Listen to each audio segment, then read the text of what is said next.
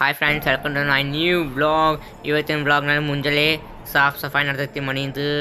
ಮತ್ತು ಇಲ್ಲಿ ನೋಡ್ರಿ ಹೆಂಗೆ ಮಾಡಾಕತ್ತೀನಿ ನಾನು. ಮನೆ ಒರ್ಸಾಕತ್ತೀನಿ. ನಮ್ಮ ಅಜ್ಜಿ ಆಡ್ ಬಂದ್ರೆ ಚೇರ್ ಆ ಕಡೆ ಸರ್ಸಿನಿ.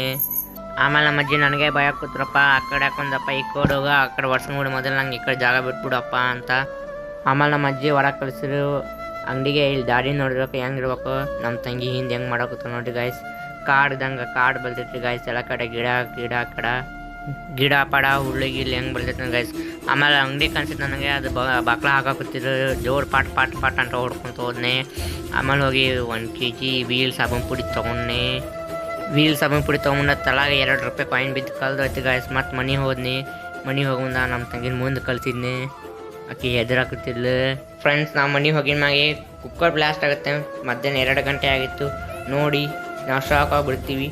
ಲೈಕ್ ಮಾಡಿ, ಸಬ್ಸ್ಕ್ರೈಬ್ ಮಾಡಿ. ಬಾಯ್. ನಾ ಮ್ಯಾಗ್ ನಿಂತು ಕೆಲಸ ಮಾಡಾಕತ್ತೀನಿ ನೋಡ್ರಿ. ಎಲ್ಲ ನೀರು